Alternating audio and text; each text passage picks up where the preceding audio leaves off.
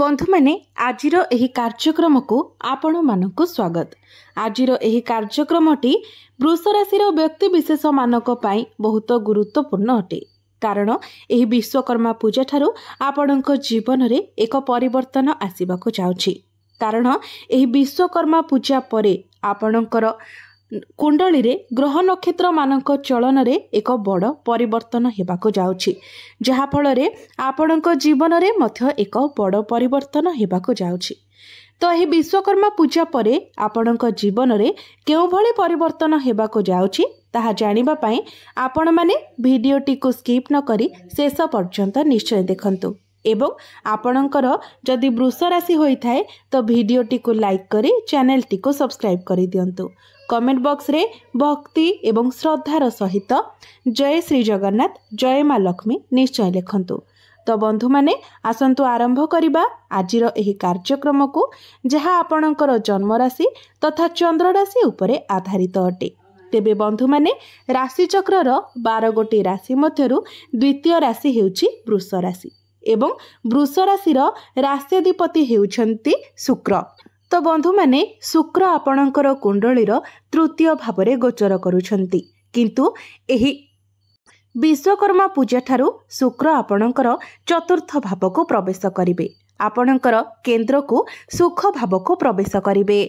तेबे बंधु माने पूर्वरु शुक्र आपणकर तृतीय भावरे गोचर करुथिले। तृतीय भावटी को कुंडली रे भलो बोली माना जाय न थाए, तेनु पूर्वरु आपणकर स्वास्थ्य खराब रहुथिला, आपणको थक्कापण अनुभव हेउथिला।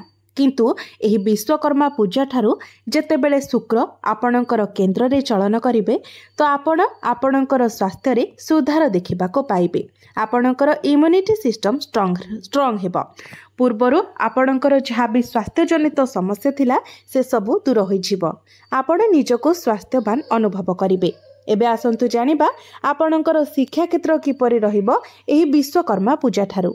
तो बंधु माने कुंडलीर पंचम भावटी होइथाय शिक्षार भाव एवं आपणकर पंचम भावर अधिपति हेउछंती बुध। बुध आपणकर कुंडलीर चतुर्थ भावरे गोचर करुछंती, किंतु बुध मध्य एही विश्वकर्मा पूजा ठारू आपणकर पंचम भावरे निजर स्वगृह को प्रवेश करिवे। तो बंधु माने एही विश्वकर्मा पूजा ठारू आपणकर शिक्षा क्षेत्र बहुत भल रहिबो, आपणकर शिक्षा क्षेत्र रे एक बहुत भल परिवर्तन देखिबाको पाइबे। एही विश्वकर्मा पूजा परे जदि आपणकर किछि एग्जाम अछि, कोनोसी कॉम्पिटिटिव एग्जाम अछि, प्रतियोगितामूलक परीक्षा अछि, सरकारी परीक्षा अछि, तो ए सब क्षेत्र रे आपण उत्तीर्ण हेबे। पाठपढ़ा रे आपण कोनोसी बड़ डिसिजन नै पारंती, पाठपढ़ा रे आपण बहुत अधिक उन्नति करिवे, पाठपढ़ा रे आपणकर आग्रह बढ़िबो। तो पाठपढ़ा रिलेटेड आपण जहाँ भी स्टेप नेबा पई चाहुछंती एही विश्वकर्मा पूजा परठारू आपणक पई भल समय आसी जाउछि। तो बिना द्विधारे आपण जहाँ चाहिबे ताहा करि परिबे। एबे आसंतु जानिबा आपणकर प्रेम जीवन किपरि रहिबो एही विश्वकर्मा पूजा परठारू। तो बंधु माने कुंडलीर पंचम भावटी आपणकर शिक्षार भाव हेबा सहित पंचम भावटी मध्य होइथाय आपणकर प्रेम जीवनर भाव, आपणकर संतानर भाव। तो आपणकर पंचम भावर अधिपति हेउछंती बुध। एही विश्वकर्मा पूजा ठारू बुध आपणकर पंचम भावरे ही गोचर करिवे। तो बुध जेतेबेले आपणकर पंचम भावरे गोचर करिवे तो आपणकर पार्टनरकर आपणक सहित बहुत भल कनेक्शन रहिबो।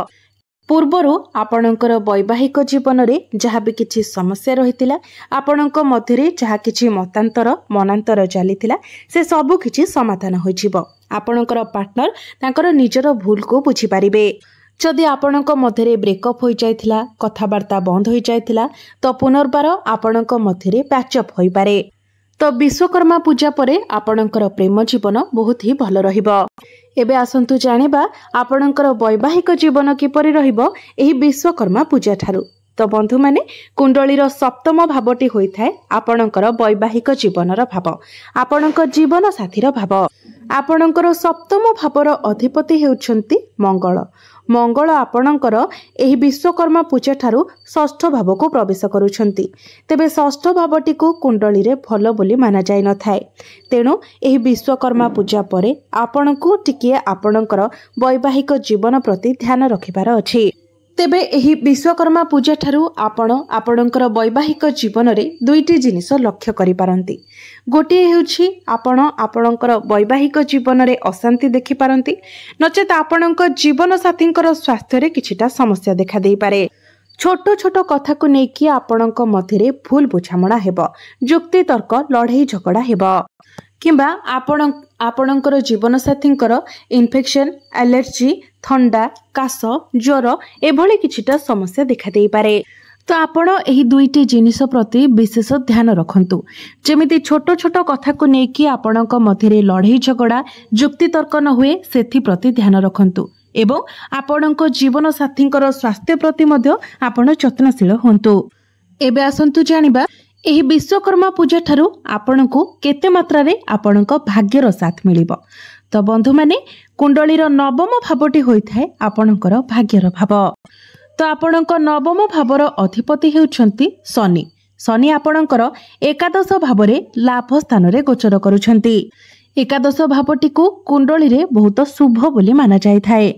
तो शनि जेहेतु बहुत भल स्थिति रे अछंती, बहुत शुभ स्थान रे अछंती, तो निश्चित भाव में आपणकर भाग्य मध्य बहुत भल रहिबो। एही विश्वकर्मा पूजा पर ठारू आपण जहाँ भी जो भी कार्य रे हाथ देबे प्रत्येक कार्य रे आपणको सफलता मिलिबो। जदि आपण कोनोसी बड़ कार्य आरंभ करबा को चाहुछंती, किछि बड़ डिसिजन नेबा पई चाहुछंती, कोनोसी बड़ जिनिस आपण किणाकिणी करबा को चाहुछंती, किंबा कोनोसी बड़ डील करबा को चाहुछंती, तो बिना द्विधारे आपण ताहा करि पारिबे। आपण जदि share market, stock market, trading रे इन्वेस्टमेंट करबा पई चाहुछंती ताहा मध्य करि पारिबे। किंबा पूर्वरु जदि आपण किछि इन्वेस्टमेंट करिछंती तो वर्तमान आपणको हठात करी कोनोसी धन प्राप्ति मध्य होई पारे, हठात करी कोनोसी बड़ लाभ प्राप्ति होई पारे। एही विश्वकर्मा पूजा परे आपण कोनोसी शुभ मांगलिक कार्यर मध्य आयोजन करि पारंती, कोनोसी धार्मिक स्थान को आपण यात्रा करि पारंती। एबे आसंतु जानिबा आपणकर क्यारियर किपरि रहिबो एही विश्वकर्मा पूजा परठारु। तो बंधु माने कुंडलीर दशम भावटी होइथाय क्यारियर भाव। आपणक दशम भावर अधिपति मध्य शनि अटंती। तो मु पूर्वर ही आपणको कहि सारिछि जे शनि आपणकर एकादश भावरे लाभ स्थान रे बहुत शुभ स्थिति रे अछंती। तो निश्चित भावरे क्यारियर मध्य आपणकर बहुत भल रहिबो। किंतु आउ गोटे कथा हेउछि जे आपणकर दशम भावरे राहु गोचर करूछंती। बंधु माने राहु जेतेबेले दशम भावरे गोचर करिथांती तो से किछि ना किछि परिवर्तन आपणकर जीवन रे आनिथांती। आपणकर चाकरी क्षेत्र रे निश्चित भावरे कोनोसी ना कोनोसी परिवर्तन होइथिबो। जदि न होइछि तो आगामी समय रे खूब अल्प दिन मध्यरे आपण किछि ना किछि परिवर्तन देखिबाकू पाइबे। राहु दशम भावरे गोचर करबा फलरे आपण बहुत टैलेंटेड रहिबे, आपणकर माइंड बहुत शार्प रहिबो, आपण बहुत चालाक चतुर भावरे निजर काम गुडी को करिवे। आपण हार्ड वर्क अपेक्षा स्मार्ट वर्क करबा को अधिक पसंद करिवे। एही विश्वकर्मा पूजा परे आपण किछि एपरी काम करि पारंती जहा फलरे आपण आपणकर कार्य क्षेत्र रे सम्मानित होई पारंती, किंबा एपरी किछि काम करंती जहा पई आपणको पश्चाताप मध्य करबाको पड़ी पारे। तो आपण चेष्टा करंतु जेमिति तरबरिया भावरे कोनोसी डिसिजन न नेबा पई, किंबा तरबरिया भावरे कोनोसी कार्य न करबा पई। जेते पारिबे निजको स्टेबल रखंतु। राहु आपणकर दशम भावरे गोचर करूछंती, आपणको अनेक क्षेत्र रे सफलता देबे, किंतु केवल आपणको गोटिए जिनिस प्रति ध्यान रखिबार हेउछि ताहे हेउछि एक्साइटमेंट। तरबरिया भावरे जेमिति आपण किछि न करंती। जदि आपण धीर स्थिर भावरे करूछंती तो कार्य क्षेत्र रे आपणको बहुत उन्नति मिलिबो। कारण शनि जेहेतु बहुत भल स्थिति रे अछंती तो कार्य क्षेत्र रे आपणको निश्चित भावरे बहुत उन्नति मिलिबो। आपण जदि चाकरी करूछंती तो चाकरी क्षेत्र रे आपणको प्रमोशन मिली पारे, एवं आपण जदि चाकरी पई प्रिपेयर हेउछंती, चाकरी पई चेष्टा करूछंती तो आपणको चाकरी मिलिबार मध्य बहुत अधिक संभावना रहुछि। जेहेतु एही विश्वकर्मा पूजा परे प्रायतः समस्त प्रमुख ग्रह मानकर स्थिति बहुत सुदृढ़ रहुछि एवं समस्ते बहुत शुभ स्थान रे गोचर करूछंती, तो निश्चित भावरे आपणको प्रत्येक क्षेत्र रे बहुत शुभ फल मिलिबाको जाउछि। एही विश्वकर्मा पूजा परे आपणकर कम्युनिकेशन स्किल बहुत भल रहिबो, आपणकर मैनेजमेंट स्किल मध्य बहुत भल रहिबो।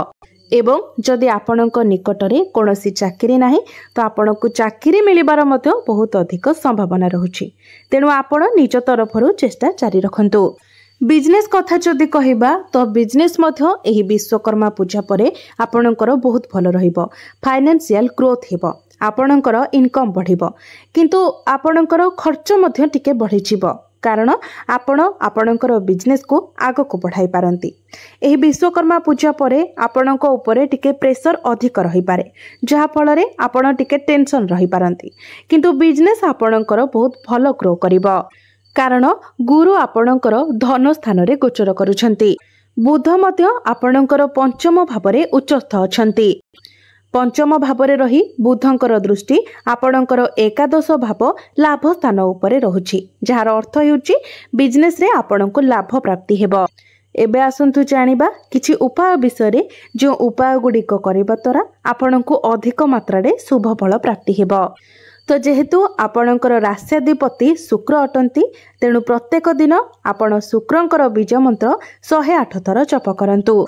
प्रत्येक दिन आपण हनुमान चालीसार पाठ करंतु एवं सूर्यास्त हेबा परे आपण चंद्रमांकर बीज मंत्र 108 थर जप करंतु।